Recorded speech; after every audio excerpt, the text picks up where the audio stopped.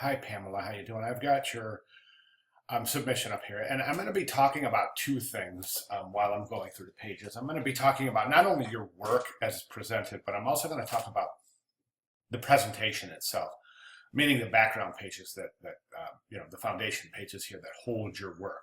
So starting out on the first page here, I just want to mention that I don't think this over here is necessary.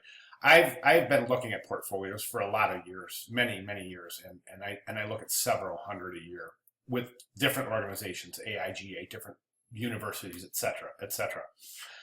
I don't think it's necessary to put the word portfolio on your portfolio. I think there's some that think that it might be necessary, but most of the the hiring professionals that I am associated with in graphic design and in the hiring circles, as far as hiring first design, entry level design positions from design students, it's pretty much generally accepted that we just don't expect to see the word portfolio anyway. It's just not necessary. Minimalism is a really big thing right now, and I think it's very important for design students to realize the importance of minimalism as it associates its communicative value with their portfolios. I bring that up looking at this page because, again, I just don't think the wood background, the synthetic or the faux wood or whatever we call that background is necessary either. I'm going to suggest this looks great. The word Pamela is kerned very nicely, and it's really spaced very nicely. You got a wonderful, you're mixing these typefaces. It looks really good. I don't know this typeface right here. I don't recognize it. It's almost looking to me like it's been stretched vertically. So you really want to check that. That's something that if a hiring professional would look at that and go, oh boy, yeah, that's a pretty significant mistake. So you never want to stretch your type any way or the other, horizontally or vertically, without constraining the corresponding axis. If you're gonna adjust the vertical, you got to adjust the horizontal and keep it in the proportional scale to the original letters, as it were. Okay, so let's go on to the next page. So again, you've got this thing where you've got this setup, this wood background setup. You got this gray right here, and that's fine. I'm gonna suggest, and I think this is actually pretty good because you're leaving yourself plenty of room to present your work, plenty of room to describe the work, and it's not harming the composition, the integrity of composition at all. However, I do suggest removing, as I said, that wood background. And then even this, you can take this and slide it over, because I'm going to suggest you use a white background here instead of wood.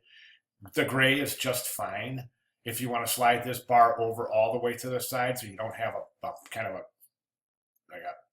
a stray white strip right there, I think that would definitely be a good choice. But anyways, okay, so your web design, you've got 1, 2, 3 pages deep, and that's good. That's really all we need right there, and that's a good presentation, good setup. I want to check out something really quick. Check your resolution. That certainly looks like a low resolution image, so you want to check. I'm not saying it is. This might be a PDF rendering. All I'm saying, Pamela, is check it. Make sure it is a high resolution image indeed, as well as these and the images you used within the work. Okay, now you ask a question about this.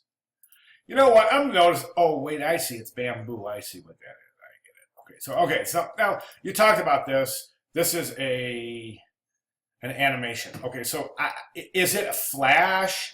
You mentioned you don't know how to place the animation in a PDF, but oh, I'm sorry. There it is right there. It's After Effects. Okay, you can place After Effects.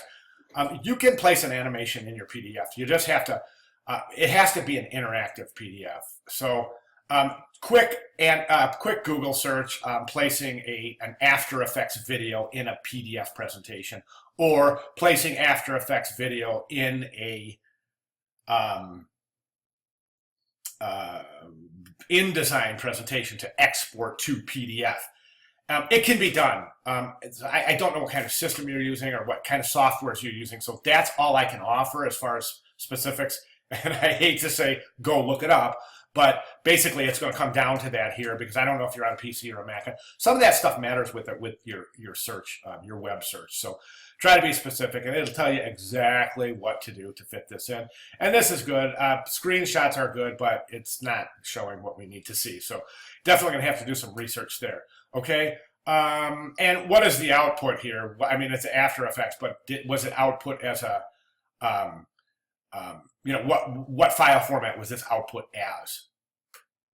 Okay, this is packaging design, and this presentation here doesn't make sense to me because you've got this package in a frame on a wall. It just doesn't make any sense. And I know if I were sitting with other design professionals, we would be looking at this saying, okay, this is really strange because it almost looks like this student is trying to show some skill, some Photoshop skills here, but that's forcing it. Just show the work.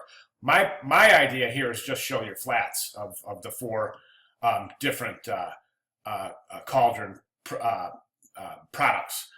And you can show them right next to each other or show them in a grid or something. I mean, but this presentation here, I would consider this to be a little,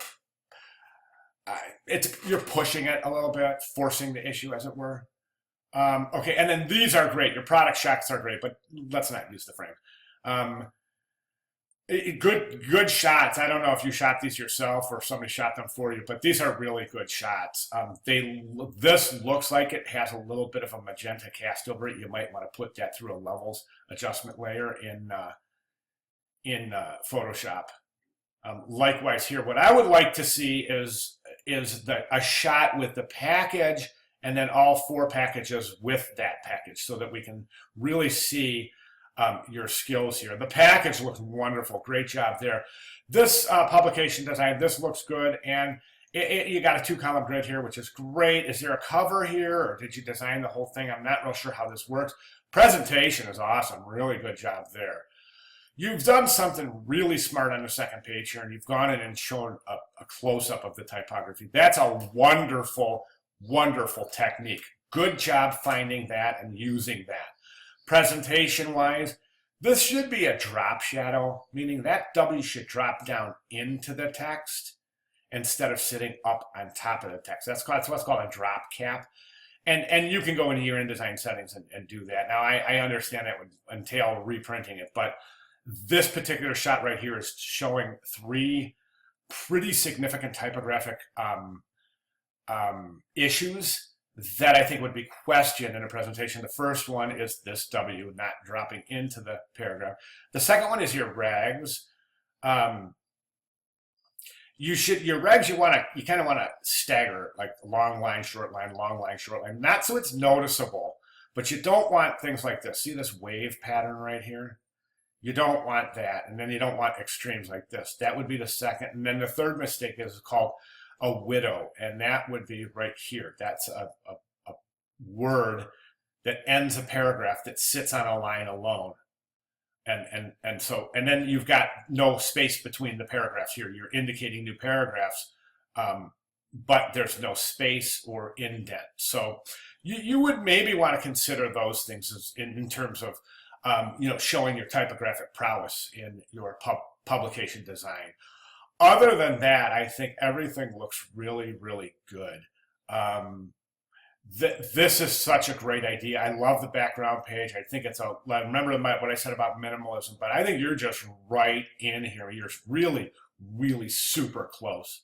Okay, Pamela, if you have any questions, please give me a holler. Okay, thanks very much.